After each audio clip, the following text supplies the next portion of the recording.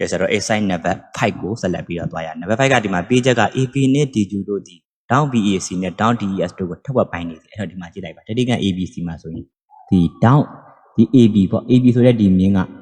အဲဆိုရင် BAC ဆိုတဲ့ဒီ down ကိုထပ်ဝက်ပိုင်းအဲ့တော့ down နဲ့ထပ်ဝက်ပိုင်းနေဆိုရင်ရမိုင်းသင်္ကန်းစာမှာအထွေထွေမှတ်စုမှာလည်းဆက်ပြောခဲ့ down တွေကိုထပ်ဝက်ပိုင်းနေဆိုလို့ရှိရင်ထပ်ဝက်ပိုင်းညင်ခံလိုက်ရတဲ့ down နဲ့တော့ညီတာဟုတ်ဒီမှာဆိုထပ်ဝက်ဒီ down လေးထပ်ဝက်ပိုင်းခံလိုက်ရတယ်ဒီဘက် down လေးနဲ့ဒီဘက် down နဲ့ညီတယ်အဲ့တော့ဘယ်ဘက်က down ကိုဆိုတော့တီတာနဲ့မပေးလိုက်မယ်ညာဘက်က down တီတာ1ပေါ့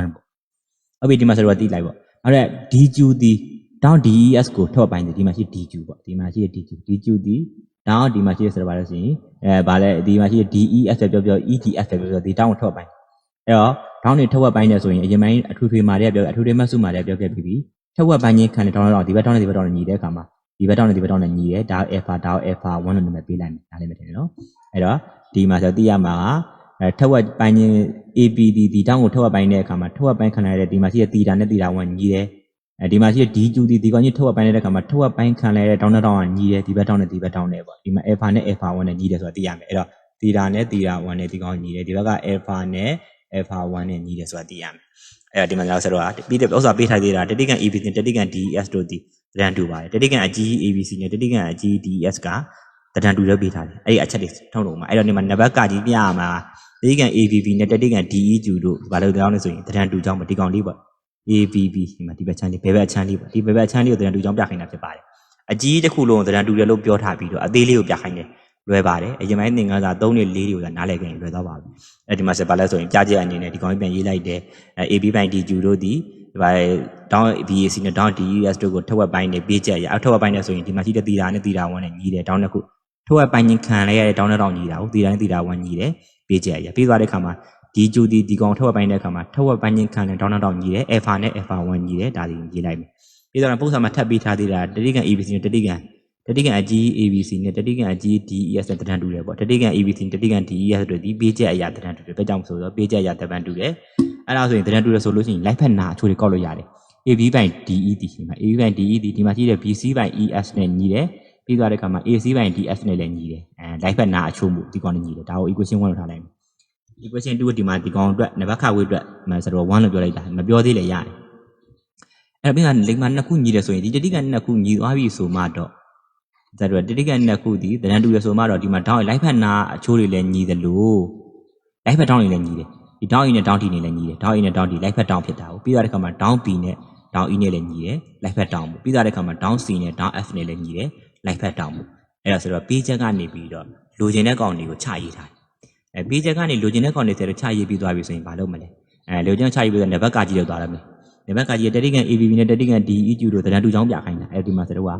ဒီ ABB ဆိုတဲ့ဒီဘက်ဘက်ချမ်းအစိမ်းလေးပေါ့ဒီကောင်လေးနဲ့DEQ ဆိုတဲ့ဒီကောင်လေးကိုတန်တူချောင်းပြခိုင်းဒါဆိုလို့ရှိရင်ဒီကောင်လေးတော့ပဲစဉ်းစားတော့မယ်အဲဒီမှာနာမည်ရင်ခေါ်လိုက်မယ်တတိကန် ABB တတိကန် DEQ တို့တွင်းဆိုပြီးနာမည်ခေါ်တယ်ပြီးသွားတဲ့အခါမှာ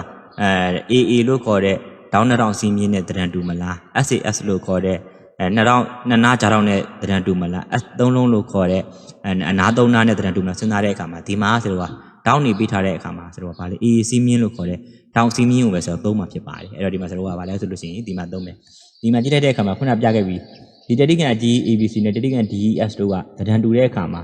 live ဖက်တောင်းနေတူတယ်ဒီကောင်နေတူတာဟုတ်ဒီမှာဒီပဲချက်နေတူဒီလိုမျိုးရှိတာ live ဖက်တောင်းနေတူတဲ့အခါမှာဆိုတော့ဒီမှာဒီအစိမ်းလေးအတွက်လိုတာအစိမ်းလေးအတွက်တတိကန်အစိမ်းလေးအတွက်ဆိုလို့ရှိရင်ဒီတောင်း B နဲ့တောင်း E နဲ့တောင်းတောင်းရပါတယ်တောင်း B နဲ့တောင်း E ဒီညီတယ်ဒီမှာပေါ်ပြခဲ့ပြီတောင်း B နဲ့တောင်း E ဒီ live ဖက်တောင်းမပြပြီးညီတယ် A တလုံးရပါပြီဒီကောင်နှစ်ခုညီတယ်ဆိုတဲ့အတွက်ဒါ A တလုံးရတော့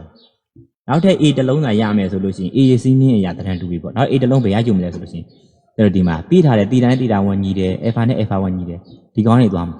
နောက်တောင်းတောင်းဒီမှာဒီ down A နဲ့ down D နဲ့ညီတာ哦 down A နဲ့ down D နဲ့ညီတယ်ဒါပေမဲ့ဆောက်လိုချင်တာ down A down D တစ်ခုလုံးလိုချင်တာမဟုတ်ဘူးဒီ down A ရဲ့တဝက်ဒီတီတာလေးပဲဆောက်လိုချင်တာဒီဘက်ချမ်းလေးပေါ့ဒီတတိကန်အစိမ်းအတွက်ပဲဆိုတဲ့အတွက် down တီတာလေးဒီဘက်တတိကန်လည်းတတိကန်အစိမ်းလေးအတွက်ဆိုတဲ့ alpha အတွက်ပဲလိုချင်တာဒါပေမဲ့တိုက်ရိုက်ရှာလို့မရတဲ့အခါမှာ down A နဲ့ down D ရဲ့သွားရှာမယ် down A ဆိုတာဘာလဲ down A ဆိုတာတီတိုင်းတီတာ1နဲ့ပေါင်းထားတာ down A ဆိုတာတီတာနဲ့တီတာ1ပေါင်းထားတာ down D ဆိုတာဒီမှာ down D ဆိုတာ alpha နဲ့ alpha 1နဲ့ပေါင်းထားတာအဲဒီမှာစတော့ကနေပြီးတော့ down A နဲ့ down D ညီတယ်ဆိုတဲ့အချက်ပေါ့ဒီဟာလေးပေါ့ down A နဲ့ down D နဲ့ညီတယ်ဆိုတဲ့ဒီပြန်သုံးလိုက်မယ် down A နဲ့ down D ညီပါတယ်ဘဲကြောင့်ဆိုတော့ပြပြီးပါပြီ down A ဆိုတာဘာလဲ down A ဆိုတာတီတာနဲ့တီတာ1နဲ့ပေါင်းထားခြင်းပဲ down A ရဲ့နေမှာတီတာ plus တီတာ1 down D ဆိုတာ alpha နဲ့ alpha 1နဲ့ပေါင်းထားခြင်းပဲဟုတ်ပြီအဲ့ဒါလေးချရေးလိုက် ရေးပြီးသွားပြီဆိုမှဆရာဘာလုပ်မလဲဆိုလို့ရှိရင်ဒေါင်း A ဆိုတာတီတာနဲ့တီတာ1ပေါင်းထားတာပါဒေါင်း D ဆိုတာ alpha နဲ့ alpha 1ပေါင်းထားတာပါအပေါ်ကြည့်လိုက်တဲ့အခါမှာတီတာနဲ့တီတာ1တွေကညီရဲအဲ့တော့ဒီမှာတီတာနဲ့တီတာ1ညီတဲ့အခါမှာတီတာ1ဆိုတာတီတာပဲလေတီတာ1ဆိုတာတီတာဖြစ်တဲ့အခါမှာဒီမှာတီတာထည့်လိုက်တဲ့အခါမှာတီတာနှစ်ခုပေါင်းရင်2တီတာ alpha နဲ့ alpha 1ကဒီမှာ alpha နဲ့ alpha 1ကညီတယ်ဒါကြောင့်ဆို alpha 1ဆိုတာ alpha ပဲ alpha နှစ်ခုပေါင်းတဲ့အခါမှာ2 alpha 2နဲ့2နဲ့ကျေသွားတဲ့အခါမှာတီတာ equal alpha ဖြစ်သွားတယ်ဒါဆိုရင်ဒေါင်းထောင်ရသွားပြီအဲ့တော့ဒီမှာကြည့်လိုက်ပါတီတာနဲ့ alpha ညီသွားပြီအဲ့ဒီမှာပြောချင်ဆရာတို့လိုချင်တာဒီတတိကန်လေးတွေ့လိုချင်တာဒီတတိကန်ဘယ်ဘက်အချမ်းလေးတွေ့ပဲလိုချင်တယ်ခဏသူကပြောသွားတာကဒီမှာဒေါင်း B နဲ့ဒေါင်း E ညီတယ်ဒေါင်း B နဲ့ဒေါင်း E နဲ့ရညီတယ် A တလုံးရသွားပြီ A တလုံးရပြီယခုဒီမှာတီတာနဲ့ alpha နဲ့ညီတယ်ပြောလိုက်တဲ့အခါမှာဒေါင်းတလုံး A တလုံးထပ်ရသွားတဲ့အခါမှာ A နှလုံးစီးမင်းရ A စီးမင်းရဒီတတိကန် ABB နဲ့တတိကန် DEQ နဲ့ဒီတန်းတူသွားပါပြီ